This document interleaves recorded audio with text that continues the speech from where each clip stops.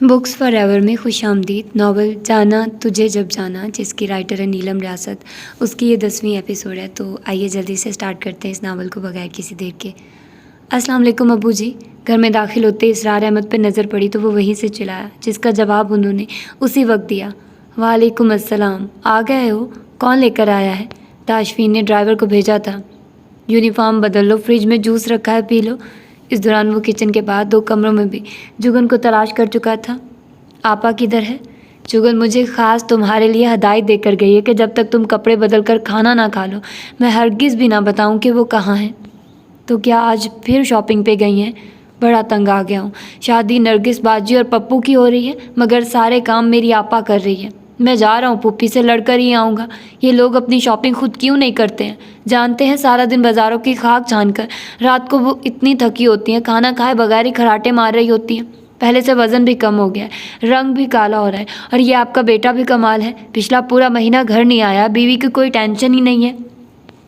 عباس اپنا بیگ وہی لاؤنج کے فرش پہ رکھ کر بڑبڑاتا ہوا بیرونی دروازے کی جانب بڑھ گیا۔ اسرار احمد اس کو آوازیں دیتے ہی رہ گئے، مگر وہ سنی انسنی کرتا آگے بڑھ گیا، جا کر پھوپھی کے دروازے کو پار کرتے ہی شروع ہو گیا۔ کیا میری آپا نے آپ لوگوں کا ٹھیکہ لیا ہوا ہے؟ آپ لوگ اپنے کام خود کیوں نہیں کرتے ہیں؟ نرگس اس کی برہمی بھری آواز پہ کچن سے نکلی۔ اس وقت گھر پہ وہ اکیلی ہی موجود تھی۔ اور چھوٹو، کیا ہوا ہے؟ کس چکر میں لال پیلے ہو رہے ہو؟ نرگس باجی، آج سے تمہاری میری دوستی خطرے میں پڑنے والی ہے۔ نرگس نے کمر پہ ہاتھ رکھے اور مزے سے بولی۔ آئے ہائے میری جان سینا، اتنا غصہ آخر کس بات پہ؟ میں نے کون سا تمہاری بھینس چرا لی ہے؟ میں کچھ نہیں جانتا، ابھی کہ ابھی مجھے میری آپ ہی واپس کرو۔ ہم تو ان کی شکل دیکھنے کو ترس گئے ہیں، آدھے سے زیادہ وقت وہ آپ کے گھر ہوتی ہیں۔ اوئے ہوئے، آیا بڑا چہیتا آپا کا۔ بتائے دے رہی ہوں چھوٹو، اس شہزادی عورت پہ صرف تیرا اور تیرے گھر والوں کا ہی حق نہیں ہے، ہمسایوں کے بھی کچھ حقوق ہوتے ہیں۔ اور ناشکرے کہیں کہ اگر تیری آپا کا وقت لیتی ہوں تو جواب میں تازہ گرما گرم مزے کا کھانا بھی تو تمہارے گھر بھیجتی ہوں۔ وہ کھانا فارس کے لیے بھیجتی ہو، ہمارے لیے نہیں۔ یہ کیا بکواس کی تم نے؟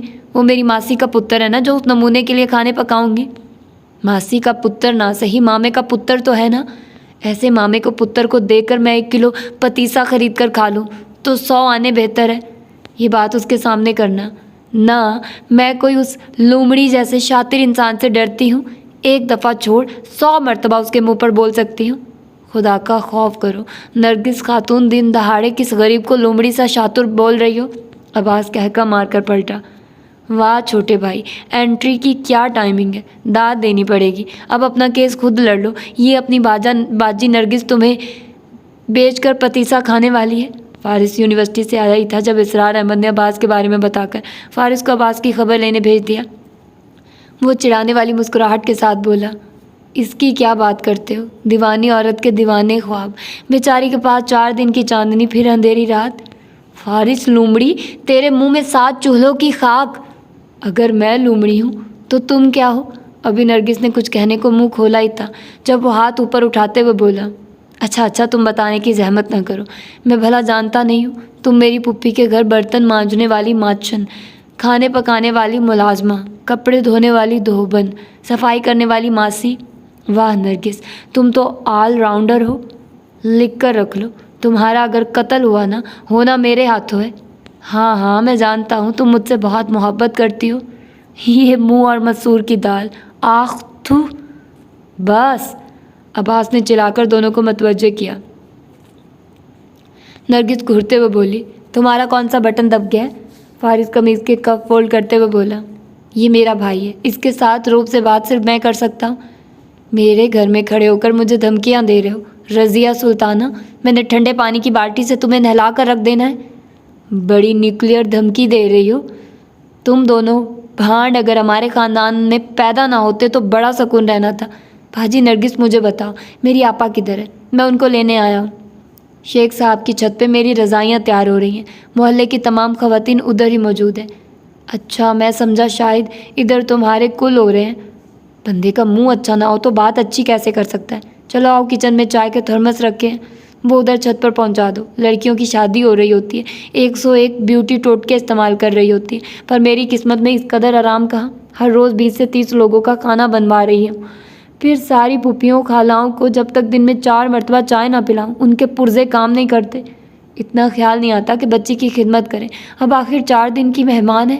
وہ کمر پہ دونوں ہاتھ رکھ کے بولے جا رہی تھی جب فارس کچن سے 2 بڑے چائے سے بھرے تھرموس لے کر برآمدوار سیڑھیوں کی جانب بڑھنے سے پہلے 1 سیکنڈ کو رک کر بڑی معصومیت سے بولا، کیوں، کیا وفات پانے والی ہو؟ منحوس مارے، کبھی اچھا مت بولیے۔ وہ اس کی پشت کو گھورتی واپس کچن میں چلی گئی، جہاں سے کپ سے بھری ٹوکری لے کر خود بھی سیڑھیاں چڑھ گئی۔ ان کی اپنی چھت اتنی بڑی نہیں تھی مگر ان کی چھت کے ساتھ لگتی شیخ صاحب کی چھت بہت بڑی تھی۔ عباس دونوں گھروں کو الگ کرتی منڈیر عبور کر کے مطلوبہ چھت پہ پہنچا تو رنگ برنگی رضائیوں سے سارا فرش بھی چھپا ہوا تھا۔ ایک رضائی پہ 2 خواتین کام کر رہی تھی۔ عباس نے ایک کر کے تمام رضائیاں گنی تو 16 بنی۔ اسی دوران خواتین کے سروں میں سے اپنی آپا کی تلاش بھی جاری رکھی۔ جگن، تمہارے دیور آئے ہیں۔ وہ جو پورے نماگ سے ویلوٹ کی رضائی پہ بڑا سا گلاب کا پھول بنا رہی تھی، سر اٹھا کر دیکھا تو منڈیر کے پاس پریشان سا کھڑا عباس نظر آیا۔ جگن نے وہیں سے ہاتھ ہلا کر اس کو متوجہ کیا۔ باشی، جگن کی آواز سنتے عباس کے چہرے پہ رونق آ گئی۔ دور سے ہی جگن کو دیکھ کر اس کی آنکھیں چمک اٹھی، ساری رکاوٹیں عبور کر کے اس تک پہنچا اور سیدھا گلے میں بازو حمائل کر دیے۔ السلام علیکم آپا، گھر پہ آپ نہیں ہوتی ہیں تو گھر بالکل اچھا نہیں لگتا، آپ پھپھو کو انکار کر دیں، ہم ان کے ملازم تھوڑی ہیں۔ جگن ہنستے ہوئے اس کے ماتھے پہ آئے بال پیچھے ہٹائے، اپنے دوپٹے کے پلو سے ماتھے پہ آیا پسینہ صاف کیا اور بولی، پھپھو کم مجھ سے کوئی کام لیتی ہیں، اور دیکھو آج مجھے اتنی دلچسپ چیزیں دیکھنے کو ملی ہیں۔ جا کر دیکھو ان خواتین نے کتنے پیارے پیارے ڈیزائن بنا کر رضائیاں بنائی ہیں۔ یہ اتنی لمبی سوئی میں گز بھر لمبا دھاگا ڈالتی ہیں، پھر اتنی موٹی روئی کے تہہ کو چیر کر ٹانکا لگاتی ہیں، اور مزے کی بات پتہ ہے کیا ہے؟ ان کو رضائی کا صرف اوپری حصہ نظر آتا ہے، نیچے کی سائڈ کا ٹانکا یہ اپنے ہاتھ اور عقل کی مدد سے لگاتی ہیں اور اتنا باریک کام کرتی ہیں، دھاگا نظر ہی نہیں آتا۔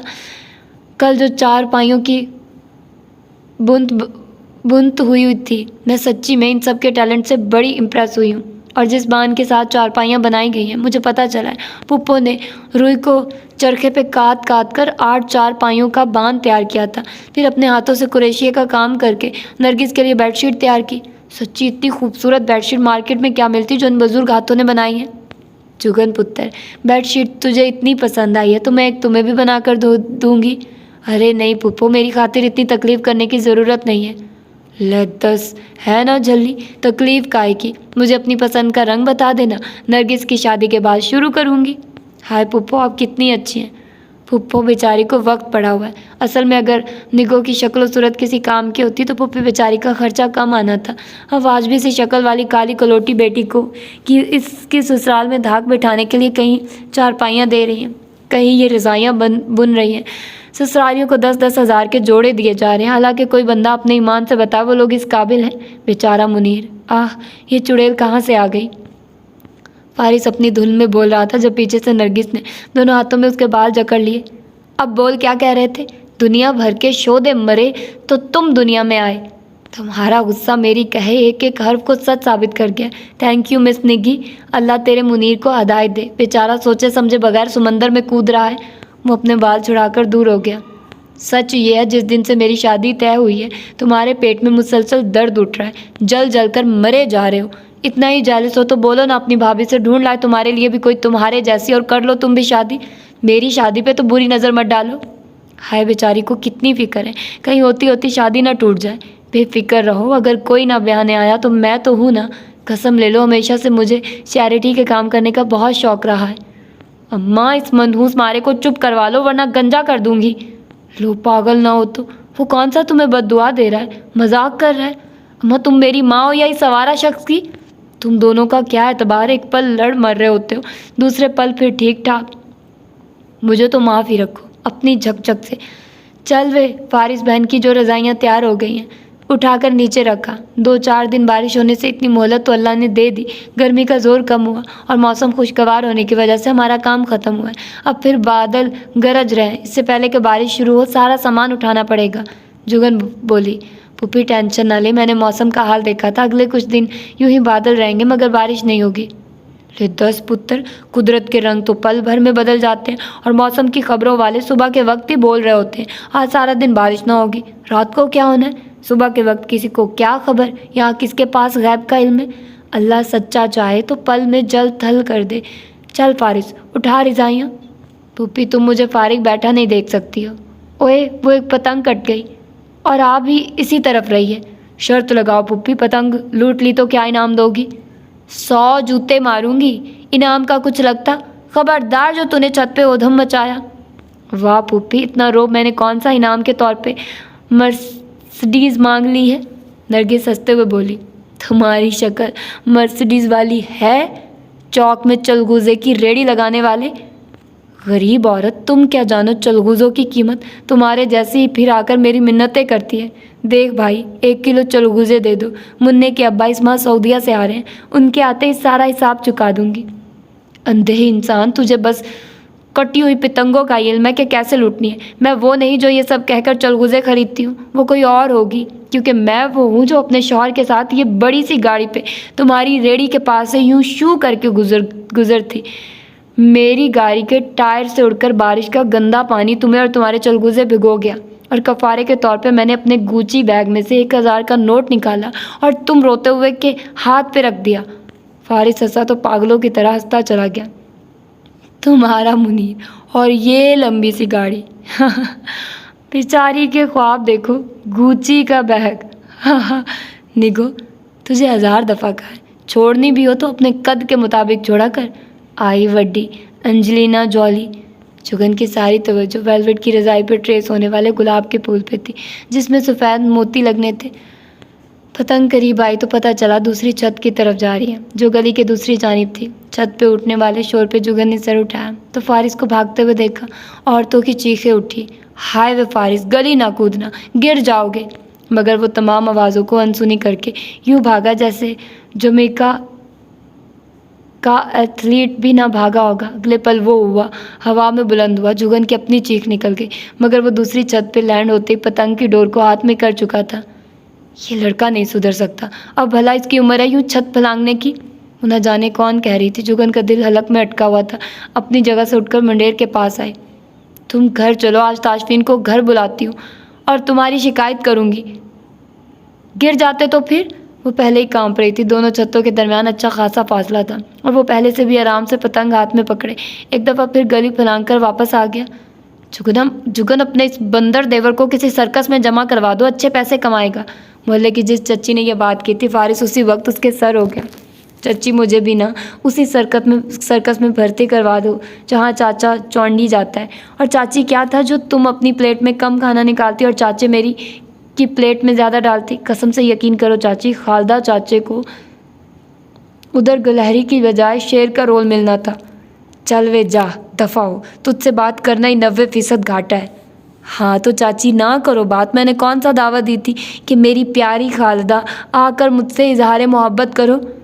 مجھے تو یہ سمجھ نہیں آتی مجھے کون سے کنڈے لگے ہوئے ہیں جو ہر عورت آ کر مجھ سے ہی لڑتی ہے.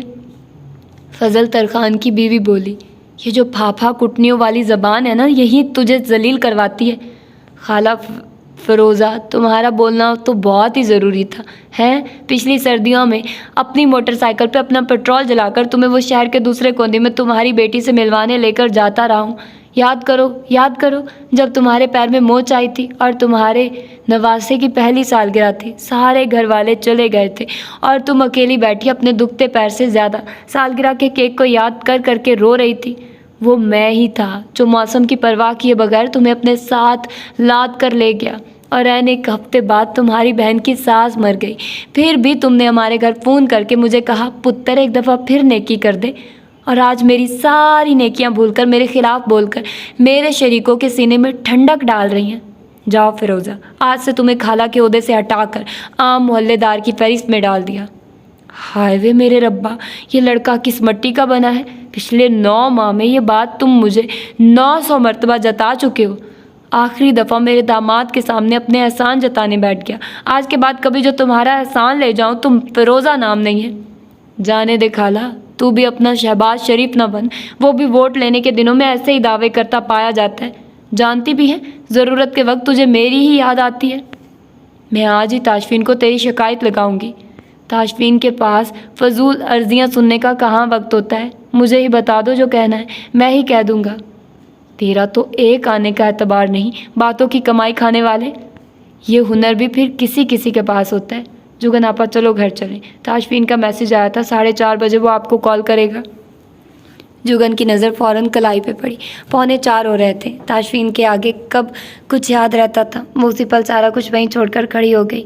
मैं थोड़ी देर तक आती हूँ, तब तक आप ये फूल मुकम्मल कर दें, उसने अपने साथ काम करने वाली बाजी को कहा और जूता ठीक करती सीढ़ियों की जानिब चल पड़ी। पीछे से कहीं आवाज़ें आईं। किसी ने कहा चाय तो पी लो, किसी ने कहा यहाँ बिरयानी रखी है अब्बास और फारिस को निकाल दो। वो अब्बास का हाथ थाम कर निकल आए। अब्बास तो खुश हो गया। घर आए तो हसीब खाना लगा चुका था। मेरा शहजादा भाई आते ही काम को लग गया। सालन बना हुआ था, रोटियां बाज़ार से ले आया हूँ। सदके जाऊँ, बस ये आखिरी 2-4 दिन है, इसके बाद हमारी रूटीन नॉर्मल हो जाएगी। दरवाजे पे दस्तक हुई। अब्बास ने दरवाज़ा खोला। पप्पू एक देगची उठाए हाजिर हुआ। मामू, भाभी ये लें, आपका खाना उधर ही बावर्ची खाने में रखा था, अम्मा ने दिया है कि आपको दे आऊँ। पप्पू से कहा भी था ऐसा ना किया करें, अब अच्छा थोड़ी लगता है कि रोज़ रोज़ खाना आपके घर से आए। भाभी जी, आपका और हमारा घर 2 अलग थोड़ी हैं जो हमारे दरमियान तेरा मेरा हो। अम्मा कह रही हैं कि शादी तक हर रोज़ खाना इकट्ठा ही पका करेगा, आपको घर पे अलग से चूल्हा जलाने की ज़रूरत नहीं है। उनको समझाइए ना अब्बू। फारिस को अंदर आता देखकर वो अपनी पहली बात भूलकर अब्बू से बोली, अब्बू ये फारिस उधर आंटियों के साथ औरतों की तरह लड़कर आया है।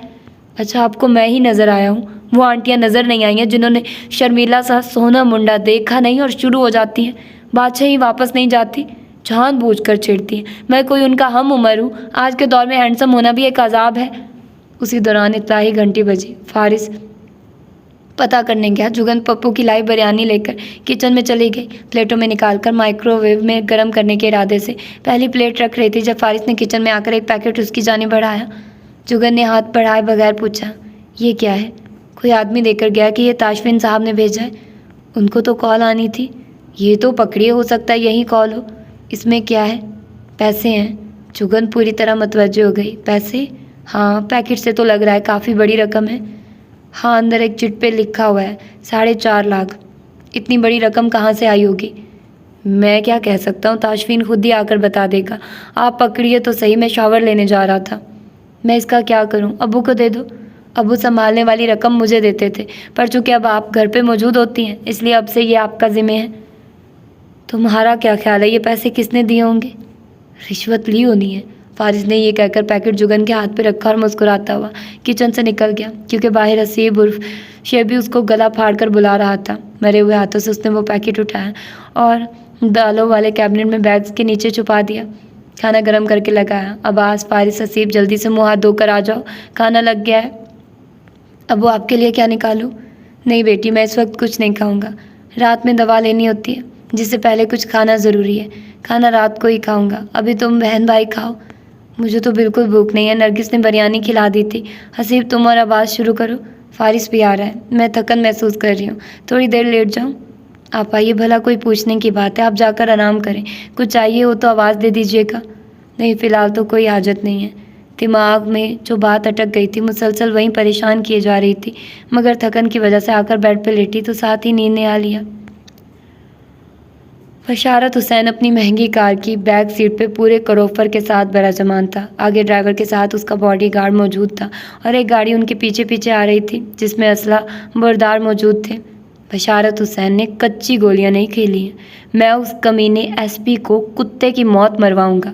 उसकी इतनी जुर्रत कि उसने मेरे घर पे छापा मारा, बल्कि पूरा मीडिया ट्रायल किया।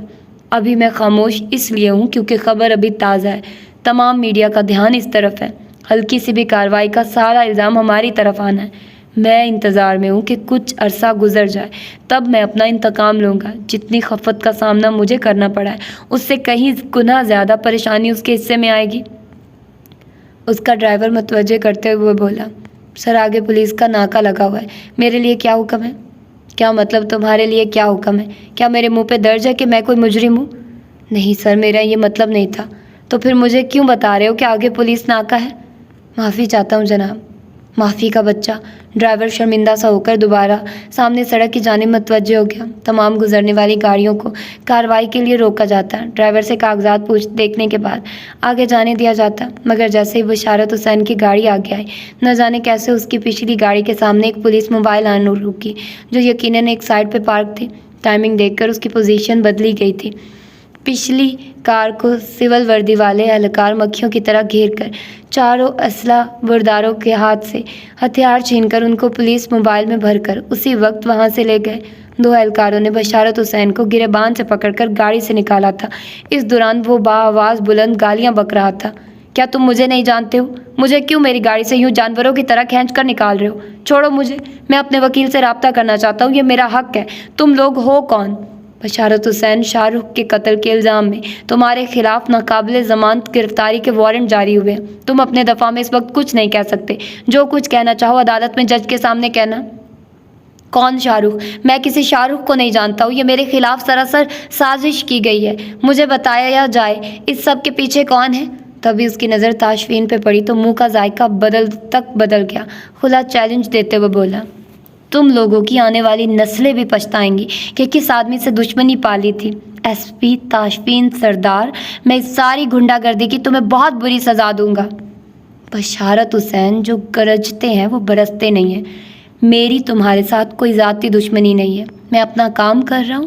اگر میں اپنے کام کے ساتھ اپنی عوام کے حقوق کے لیے اتنا مخلص ہوں کہ اپنی جان کی پرواہ کیے بغیر تمہارے پیچھے پڑ گیا ہوں، تو 2 سیکنڈ کے لیے رک کر سوچنا ضرور کہ اگر کسی ذاتی بنیاد پر تمہارا مجھ سے واسطہ پڑ گیا تو تب میں کس حد تک جاؤں گا، تم سوچ بھی نہیں سکتے۔ اس لیے شوق وہ پالو جسے ہضم کر سکو۔ اس کو لے جاؤ۔ میں تمہیں کتے کی موت ماروں گا ایس پی۔ تم تڑپ تڑپ کر موت مانگے گا، تب بھی فرشتے تجھے لینے نہیں آئیں گے۔ تو میرا خدا نہیں ہے بشارت حسین، میرا مالک وہ اوپر والے عرش کا مالک ہے، اور مانگتا میں فقط اس کی ذات سے ہوں۔ بشارت بکتا رہا۔ تاشفین ایسے بن گیا جیسے کان میں روئی ڈالی ہو۔ سب سنتے ہوئے بھی کوئی رد عمل نہ دکھایا۔ باقی افراد کو اہلکار لے گئے، مگر بشارت حسین کو تاشفین خود اپنی نگرانی میں الگ گاڑی میں لے کر گیا۔ 10 منٹ کے اندر وہاں سے تمام لوگ غائب ہو گئے۔ کسی کو کانوں کان خبر بھی نہ ہوئی کہ آخر یہاں ہوا کیا ہے۔ تو یہ تھی اس کی آج کی ایپیسوڈ۔